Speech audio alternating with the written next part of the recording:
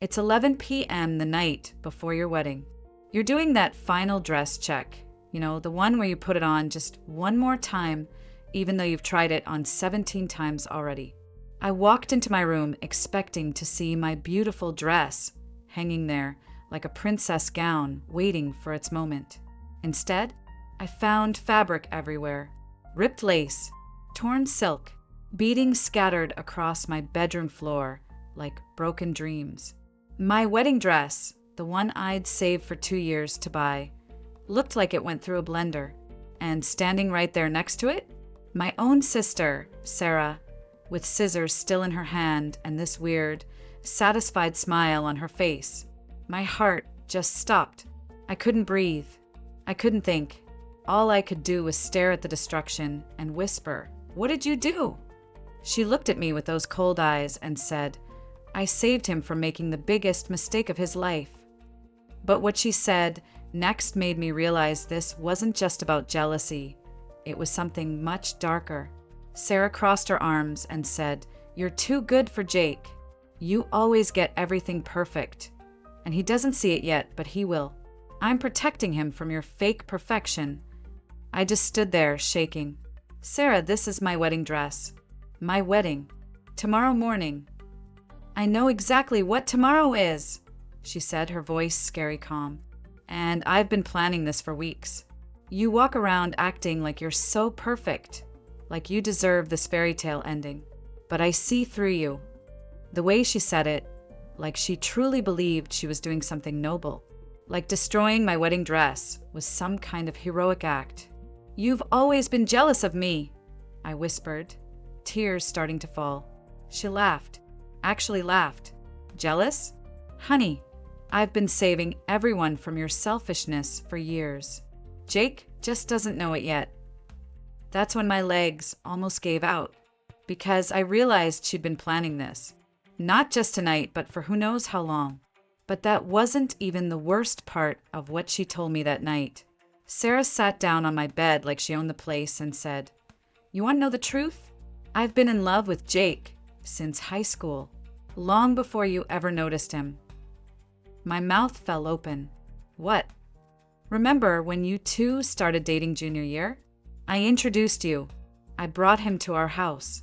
I thought maybe if he saw how crazy our family was, he'd realize you weren't worth it." The room was spinning. My own sister had been in love with my fiancé for 8 years. "You're insane," I whispered. "Am I? I know him better than you do. I know he loves how I make him laugh. I know he tells me things he doesn't tell you. I've been waiting for him to wake up and see that I'm the better choice." She stood up and stepped closer to the destroyed dress. "And tomorrow, when you have nothing to wear and you're crying and ugly, he'll finally see what I've always known. You're not the princess you pretend to be." And then she dropped the bombshell that made me question everything about our childhood. "Remember Tommy Peterson? Your boyfriend sophomore year." My blood went cold. "What about Tommy?" "I told him you were cheating on him with Marcus from the football team. That's why he broke up with you right before prom."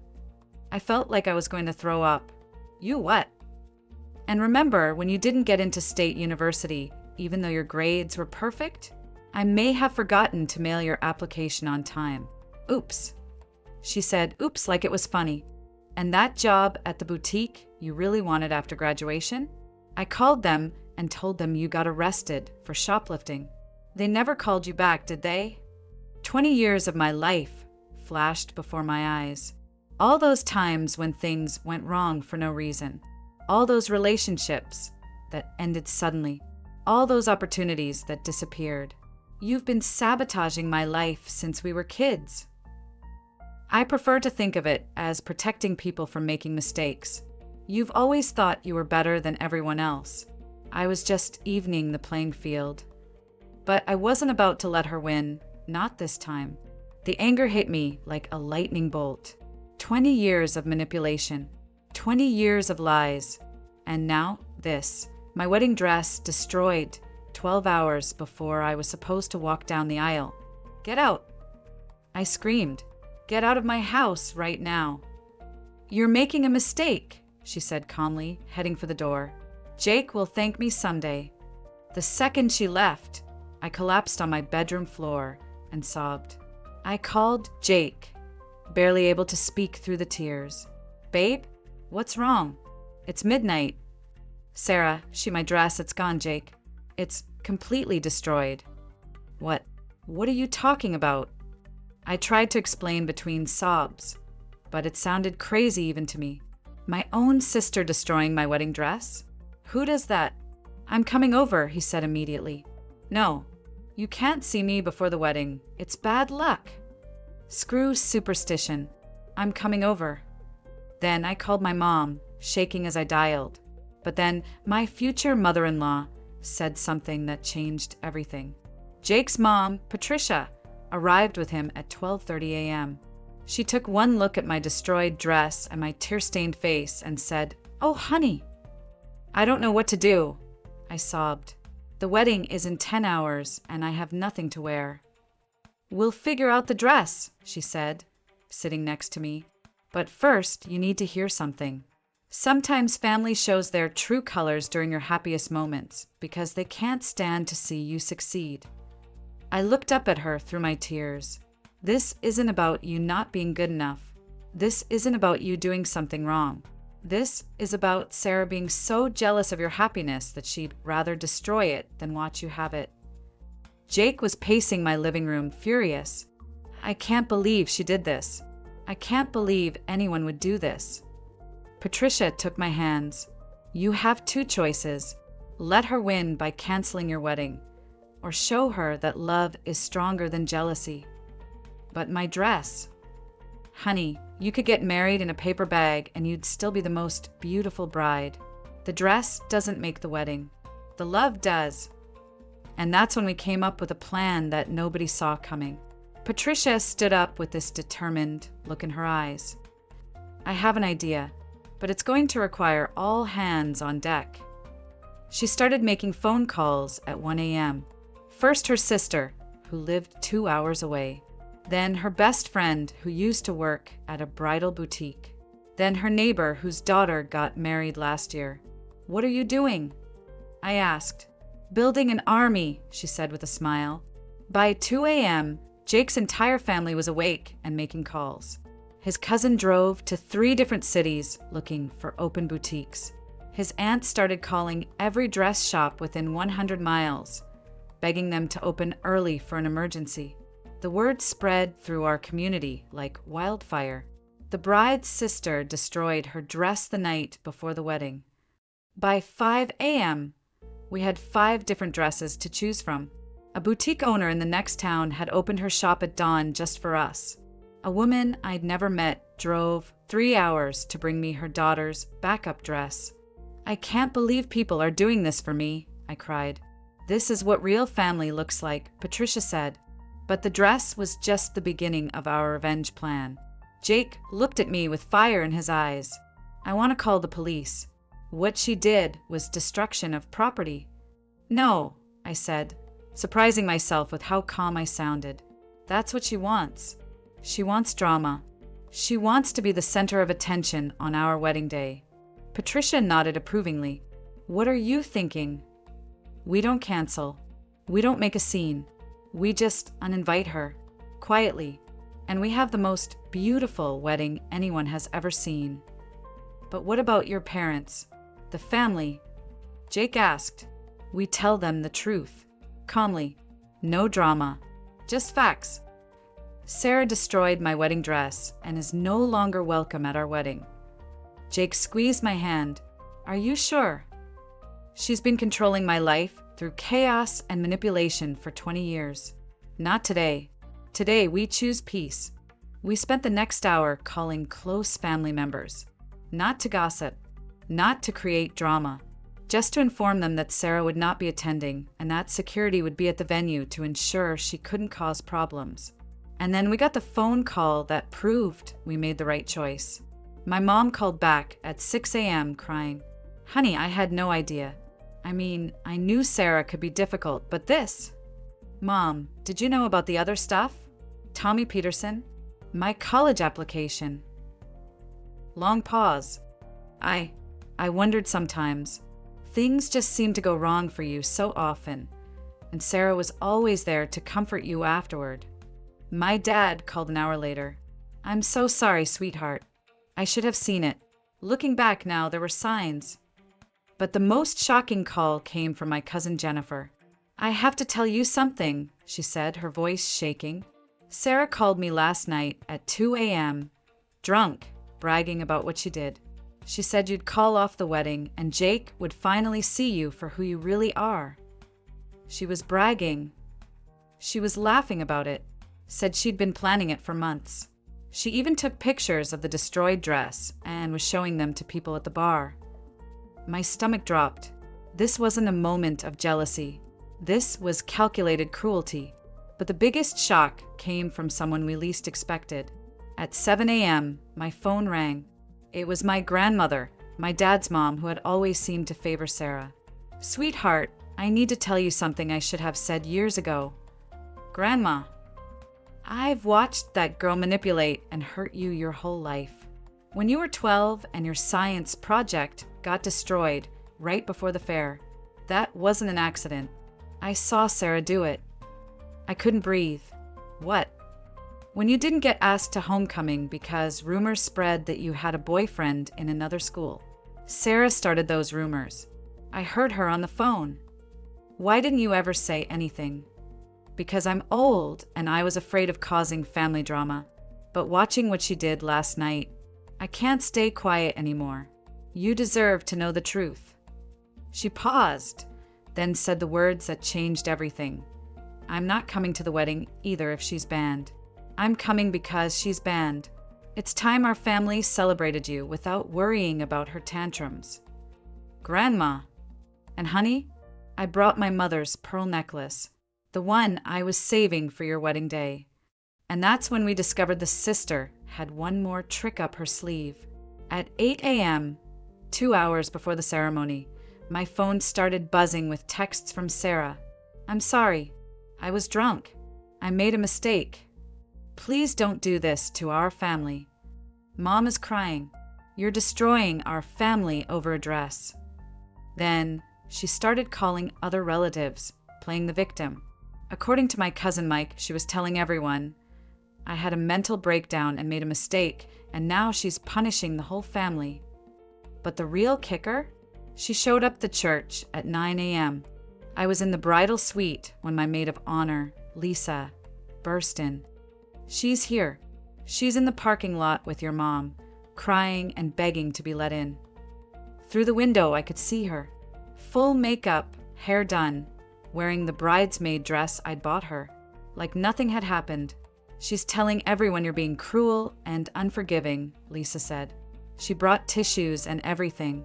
Full performance. My hands started shaking. This was exactly what she wanted. To make the morning about her drama instead of my happiness. But this time I was ready for her. I looked at myself in the mirror. I was wearing a gorgeous dress that 5 strangers had helped me find. My future mother-in-law had done my hair. My best friends surrounded me with love and support. You know what? I said to Lisa, let her cry in the parking lot. I'm not going down there. I'm not engaging. Security knows not to let her in. Are you sure? For 20 years, I've managed her emotions. I've walked on eggshells. I've let her make my special moments about her drama. Not today. I took a deep breath and really looked at myself. I looked strong. For the first time in my life, I was choosing myself over keeping the peace. Tell security if she causes a scene, call the police. Tell my mom I love her, but I won't negotiate with emotional terrorists anymore. Lisa grinned. I've been waiting 20 years to hear you say that. My phone buzzed. A text from Jake. I love you. Whatever happens, we're in this together. And then I walked down that aisle and saw something that made me cry happy tears. The church was packed, but as I walked down that aisle, I realized something beautiful. Everyone there truly wanted to be there. No one was sitting in their seat thinking about drama or feeling obligated to attend. Jake's face when he saw me, I'll never forget it. Pure joy, pure love, No anxiety about family drama or walking on eggshells. The ceremony was perfect, not because everything went according to plan, but because it was filled with genuine emotion. When Jake said his vows, he added something we hadn't rehearsed. I promise to protect our love from anyone who tries to harm it. I promise that our marriage will always come first, before anyone else's expectations or demands. I started crying. The whole church was crying. During the ring exchange, I looked out at the congregation and saw faces full of love and support. My grandmother was beaming. Patricia was dabbing her eyes. Even my parents looked relieved. No one was checking their phone for drama updates. No one was whispering about family tension. This was what a wedding was supposed to feel like. But the real magic happened at the reception. The reception was incredible. People were dancing, laughing, actually celebrating instead of managing tension or avoiding certain topics. My dad gave a speech that made everyone cry. Today I watched my daughter choose love over chaos, and I've never been more proud. Jake's best man said, "I've watched these two handle their biggest challenge before they even got married, and they came through stronger. That's how you know it's real love." But the best moment was when my grandmother stood up during dinner and said, "I've been to a lot of weddings in my 85 years. This is the first one where I felt like we were truly celebrating love instead of just going through the motions." The dancing went until midnight. No one left early. No one was walking on eggshells or managing anyone's emotions. Patricia grabbed my hand during the last dance and said, "This is what every wedding should feel like. Pure joy." Jake spun me around and whispered, "Best decision we ever made." And then we got a text message that proved we had made the right decision. At 11 p.m., while we were dancing to our last song, Jake's phone buzzed, then mine, then half the wedding party's phones. Sarah was having a complete meltdown via text. "You ruined our family.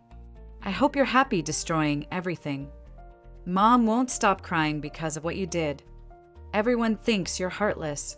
But then my cousin, Jennifer, showed me the real story. She'd been at the bar down the street where Sarah had gone after being turned away from the church. She's telling everyone who'll listen that you banned her from your wedding because she gave you honest advice about your relationship. Jennifer texted with photos. In the pictures, Sarah was surrounded by strangers at the bar, crying dramatically and showing them photos of my destroyed dress, but claiming I destroyed it myself for attention. She's saying you've always been jealous of her and that you made up lies to turn the family against her. Jake read the messages and shook his head.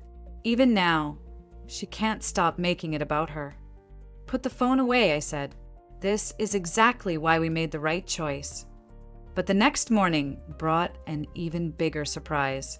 Jake and I woke up to 17 missed calls and 43 text messages. For a moment, my heart sank. What had Sarah done now? But as I read the messages, I realized they weren't about new drama. They were family members finally telling their truth. My cousin David, "I need to tell you about my graduation party 5 years ago. Sarah told everyone you said you were too good to come to a community college celebration. You never said that. I've resented you for years over something she made up. My Aunt Carol, Sarah told me you didn't want kids because you thought babies were gross and needy. I've been judging your marriage choices based on lies. Uncle Jim, she's been playing us against each other for years. She told me you said I was a drunk. She told my wife you thought she was boring. None of it was true, was it?" Message after message, family member after family member, all sharing stories of Sarah's manipulation and lies. My phone rang. It was my mom. "Honey," she said, crying, "we need to talk about everything." And then we learned about the sisters' plan to sabotage our honeymoon. "The hotel called me this morning," Mom said. "Apparently someone called yesterday claiming to be you, trying to cancel your honeymoon reservations and change all your plans." My blood went cold. What? They said the person knew all your confirmation numbers and personal details. When they couldn't verify the cancellation code, they told the hotel you were having second thoughts about the marriage and might not be coming. Jake grabbed the phone. Did they cancel anything? No, thank God. The hotel manager thought it was suspicious because the voice didn't match their records of who made the original booking. But honey, whoever called had access to very personal information. I felt sick. Sarah had been in my house dozens of times during wedding planning. She'd seen my planning binder, my confirmation emails, everything. She was going to ruin our honeymoon too, I whispered. There's more, Mom said quietly. I found out she also called your florist yesterday morning, trying to cancel your flowers. And she called the photographer. This wasn't just about jealousy anymore. This was a calculated campaign to destroy our entire wedding. But we weren't going to let her win. Jake and I sat down with a cup of coffee and made a plan. Not a revenge plan, a protection plan. First, we're changing all our passwords and confirmation numbers, I said. Second, we're documenting everything. Every text, every call, every story from family members. Why? Jake asked. Because this is a pattern of behavior that's been going on for 20 years. If we ever need legal protection, we need evidence. We blocked Sarah on all social media and changed our phone numbers. We asked one trusted family member, my cousin Jennifer, to be our communication bridge for any legitimate family emergencies. If something actually serious happens and we need to know, Jennifer will tell us. Everything else is just drama. We also did something that felt scary but necessary. We sent a group text to our immediate family. Sarah's behavior toward us is unacceptable and will no longer be tolerated. We love our family, but we will not attend events where she's present or engage with anyone who enables her behavior. We hope you understand that protecting our marriage is our priority. And that's when we discovered something incredible about true family. The responses to our group text were incredible. Not all positive, but incredibly revealing. My grandmother. It's about time someone stood up to her. I'm proud of you. Patricia, Jake's mom, you always have a place at our table, no matter what. My cousin Jennifer. Finally, I've been waiting for someone to say what we've all been thinking. But the most surprising response came from Jake's sister Emma. I need to tell you something.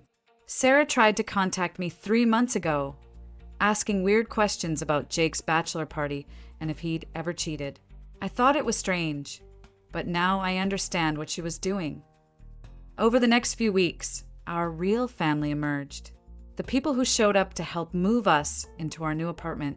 The ones who invited us for Sunday dinner without drama. The relatives who could spend time with us without mentioning Sarah or trying to broker peace. Jake's family basically adopted me completely. You're our daughter now, Patricia said. Sarah's loss is our gain. Our friend group became tighter. People who had watched us navigate family drama for years were relieved we'd finally set boundaries. But the sister wasn't done trying to destroy our happiness. 3 months after the wedding, Sarah ramped up her campaign. Since she couldn't reach us directly, she got creative. She started calling Jake's workplace, claiming to be his concerned sister-in-law, and saying she was worried about his mental health because I was controlling and abusive. She showed up at my gym, my grocery store, anywhere she thought she might run into me, trying to force conversations. The worst part, she started a social media campaign, painting herself as the victim of family rejection. Posts about unconditional family love and forgiveness, with cryptic messages about being punished for trying to help. Friends started forwarding me screenshots. My heart is broken. My sister chose a man over 20 years of sisterhood, praying for healing and forgiveness. She was getting sympathy from people who didn't know the whole story. She's rewriting history, Jake said, frustrated. That's what manipulators do, I replied. They can't accept responsibility, so they create a new narrative where they're the victim. The breaking point came when she tried to sabotage my job interview. And that's when we made a decision that shocked everyone. After Sarah called my potential new employer claiming I had anger management issues and was unstable, Jake and I decided enough was enough. We arranged to meet her at a coffee shop, public place, witnesses, everything documented. "Sarah, this harassment stops now," I said calmly. "I don't know what you're talking about. I'm just trying to save our family. You called my job. You've been stalking me. You destroyed my wedding dress. This isn't about family, this is about control." Her mask started slipping. "You've always been jealous that everyone loves me more." "Everyone loves you more." Jake laughed. "Sarah, half our family has gone no contact with you since the wedding. That's because she turned them against me." "No," I said. "That's because they finally felt safe enough to tell the truth about how you've treated them. We laid out clear consequences. If you contact us, our employers, or anyone in our lives again, we're filing a restraining order. If you show up anywhere we are, we're calling the police." Her response proved that we had made the right choice all along. Sarah's facade completely cracked. The sweet, concerned sister act disappeared, and what came out was pure venom. "You think you're so perfect," she hissed. "You think you deserve this happy little life. But I know who you really are." "Who am I, Sarah?" "You're selfish. You're fake. You've always thought you were better than me, and now you have everyone fooled." Jake leaned forward. "The only person fooled here was us, for 20 years. And you," she pointed at Jake. "You're going to realize what a mistake you made. She'll show her true colors eventually, and when she does, don't come crying to me." "We wouldn't dream of it," I said. Then she said the thing that freed me from any remaining guilt. "I should have done worse than destroy your dress. I should have told Jake about all the guys you cheated with." "What guys, Sarah?" "The ones that don't exist. He'll find out the truth about you eventually." As we walked away, I felt something I'd never felt before. Complete peace with my decision. And walking away from that meeting changed everything. The relief was immediate and overwhelming. For the first time in my adult life, I wasn't wondering what Sarah might do next.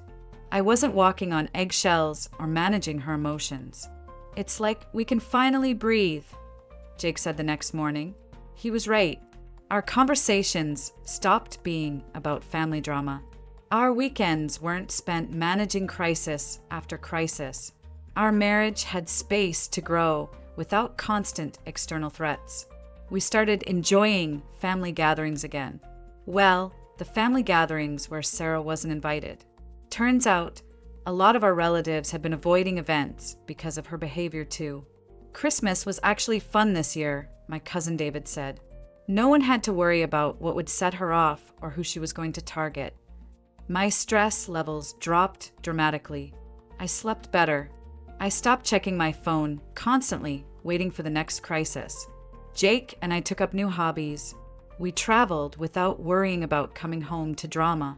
We made plans without considering how they might affect family dynamics. But some family members weren't happy with our decision. About 6 months after going no contact, the pressure campaign started. "She's family," my mom said during one of our monthly dinners. "Family forgives." "She's changed," my aunt insisted. "She's going to therapy. She feels terrible about what happened." "You're breaking Mom's heart by keeping this feud going," my uncle added. The guilt trips were intense. "She asks about you all the time. She misses you. Don't you miss her?" Honestly, no. I didn't miss the drama, the manipulation, the constant stress of managing her emotions. I missed the sister I thought I had, I told my mom, but that person never actually existed. Some relatives stopped inviting us to events because they didn't want to choose sides. Others tried to trick us into attending gatherings where Sarah would be present. "It's just a birthday party. She'll barely be there." "It's Grandma's 90th. Surely you can put aside your differences for one day." The pressure was exhausting, but then something amazing happened with our extended family. At a cousin's wedding, one where Sarah wasn't invited, family members started opening up about their own experiences. I stopped hosting family events because of her, my aunt confession. She always found something to complain about or someone to target. She ruined my daughter's graduation party, another cousin shared. Made the whole thing about some drama she was having. I've been avoiding family gatherings for years because I never knew what kind of mood she'd be in, my uncle admitted. One by one, relatives began sharing stories I'd never heard. Sarah had been spreading lies, creating conflict, and manipulating family dynamics for years. We all just learned to work around her, my grandmother said sadly. But watching what she did to you, it made me realize we were enabling her to hurt people. My cousin Jennifer started hosting Sarah-free family events. Why should the majority of the family suffer because one person can't behave? Turns out, most of our family was relieved to have permission to enjoy each other's company without walking on eggshells. And that's when we learned the most important lesson of all. The lesson that changed everything for us was this: you don't owe anyone access to your life, not even family. For years, I believed that being a good person meant tolerating bad behavior from relatives. I thought family was supposed to forgive everything, endure anything, and keep the peace at all costs. But here's what I learned. Enabling toxic behavior doesn't help anyone. It doesn't help the toxic person grow or change. It doesn't help the family heal. And it definitely doesn't help the victims of that behavior. Setting boundaries isn't cruel, our marriage counselor explained. It's necessary for healthy relationships. DNA doesn't excuse abuse. Family titles don't earn unlimited chances to hurt you. And blood relations don't automatically deserve access to your peace, your marriage, or your happiness.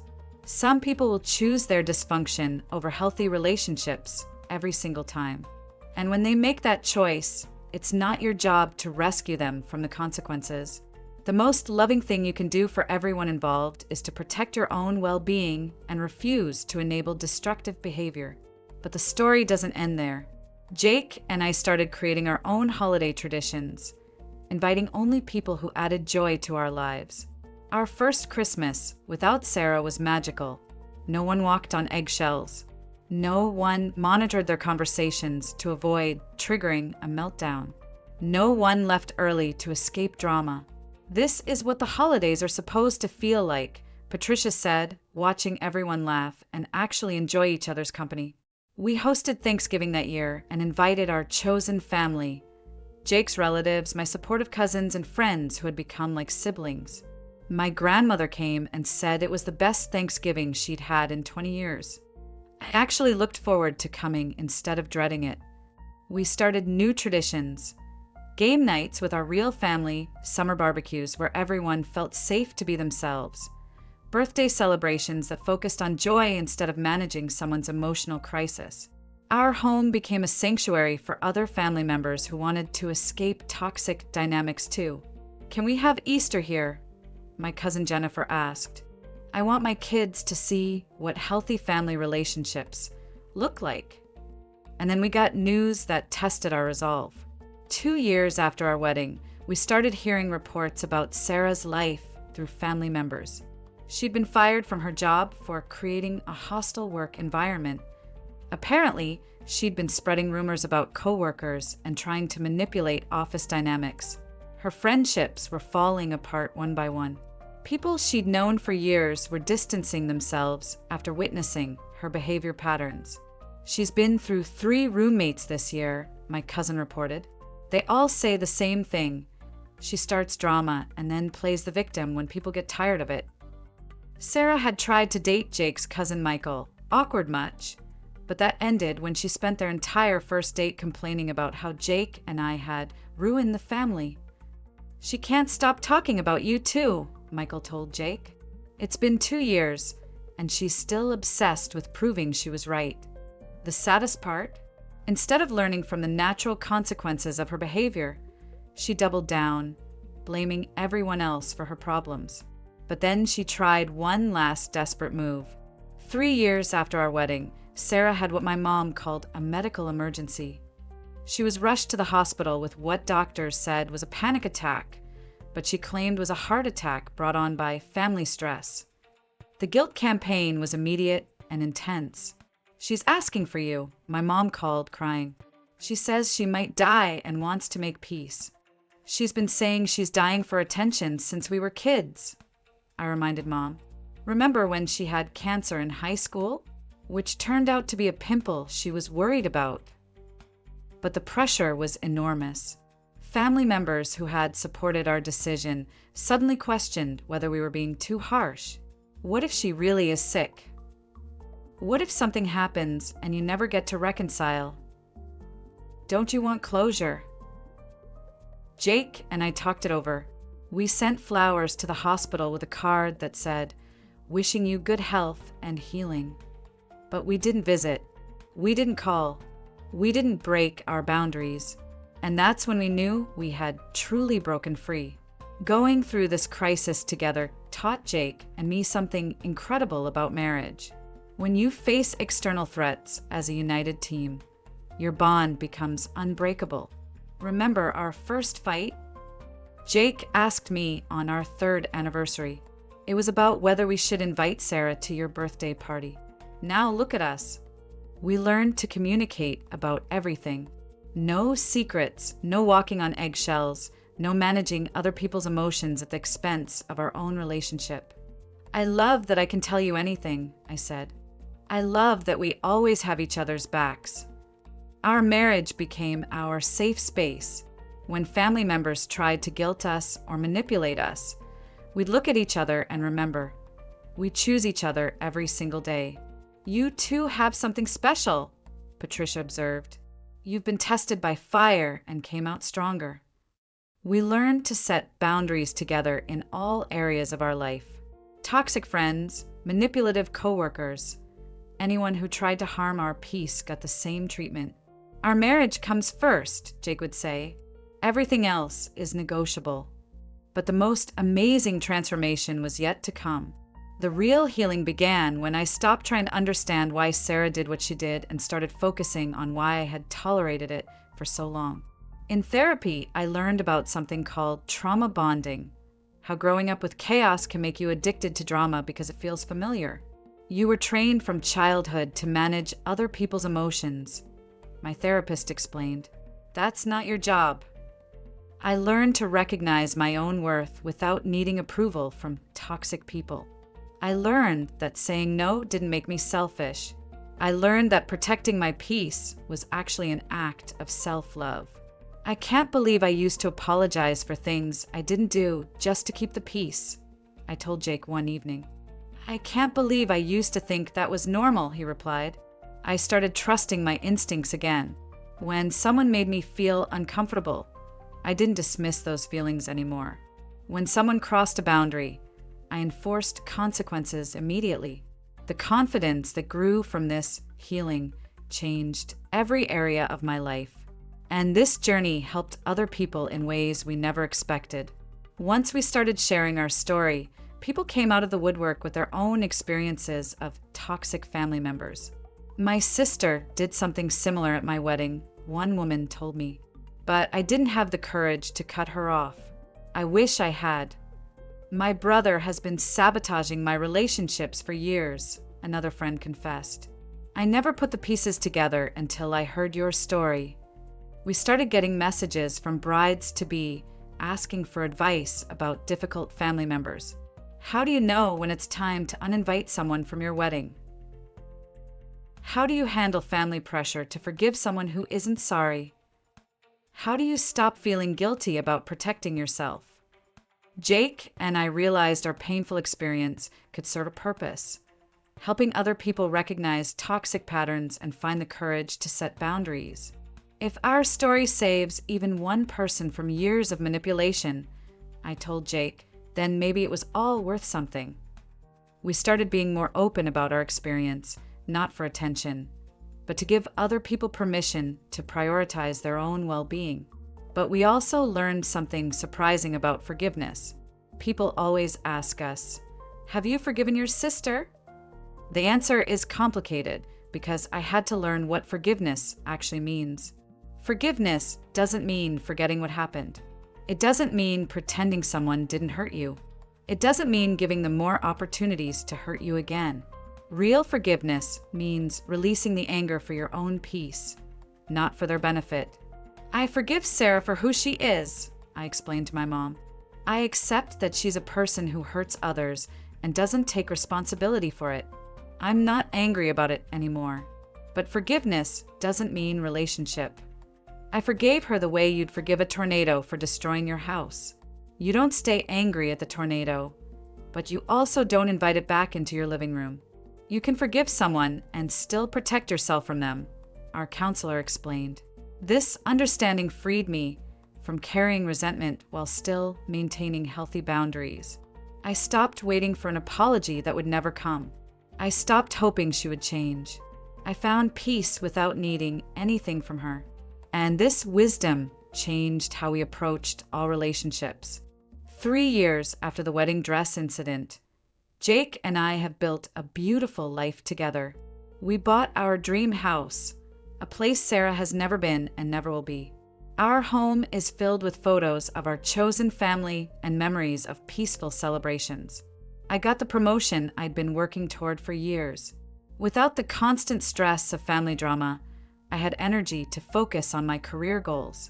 Jake started his own business, and it's thriving. I never realized how much mental energy I was spending on managing your family situation, he told me. Now I can focus on building our future. We travel without worrying about coming home to crisis texts. We host holidays that everyone actually enjoys attending. We make plans based on what makes us happy, not what will avoid family conflict. You two are the happiest couple I know, our friend Lisa observed.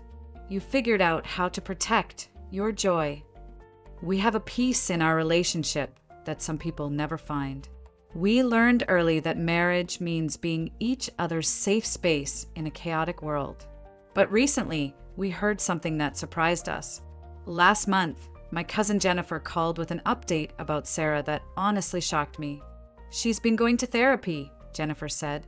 Not just regular therapy, intensive therapy. She told Mom she's been diagnosed with something called narcissistic personality disorder. That's actually not surprising, I said. Here's the thing, though. She's apparently taking responsibility for a lot of things. She admitted to Mom that she lied about you for years. She admitted she destroyed your dress on purpose. I felt a strange mix of emotions. Relief that the truth was finally acknowledged. Sadness that it took so long, but mostly nothing. Are you going to reach out to her? Jennifer asked. No, I said without hesitation. I'm glad she's getting help. I hope she finds peace. But my life is better without her in it, and that's not going to change. Jake agreed. We don't owe her a relationship just because she's finally admitting what we always knew was true. Some people change. Some people don't. Either way, it's not your job to stick around and find out. And this brings us to the most important advice we can share. Ladies, if you're planning a wedding and someone in your family is exhibiting these behaviors, pay attention. They make your engagement about them. I'm so happy for you, but I thought I'd be engaged first. Are you sure you're ready for marriage? I hope you know what you're doing. They compete with your wedding planning. They announce their own big news during your engagement party. They try to upstage your dress, your venue, your choices. They create drama during your planning process. They start fights about the guest list, criticize your choices, or cause problems between family members. They give you backhanded compliments. That dress is so brave. I could never wear white with my figure. Your venue is so unique. Not what I would choose, but it's very you. They have mysterious emergencies during your important moments. They get sick during your dress shopping. They have car trouble during your rehearsal dinner. They try to involve themselves in your relationship. They ask your fiancé inappropriate questions, try to create doubt, or attempt to position themselves as his confidant. If you recognize these signs, here's what you need to do. First, secure your important items. Don't keep your dress, your planning materials, or anything irreplaceable where toxic people have access. I learned this the hard way. Second, limit information sharing. People who might sabotage your wedding don't need to know your vendors, your timeline, or your personal details. Keep them on an information diet. Third, build a strong support team of people who genuinely want your marriage to succeed.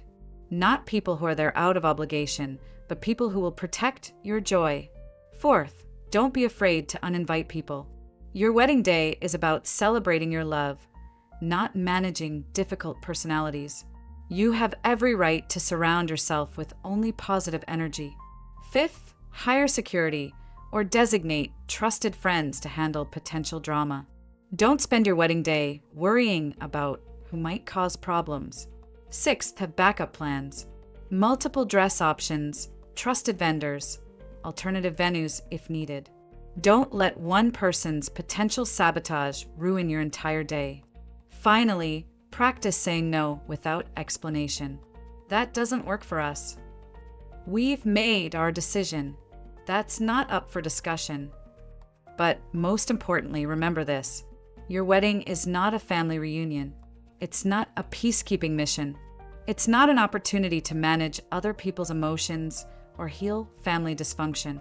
Your wedding is a celebration of your love story and your commitment to building a life together.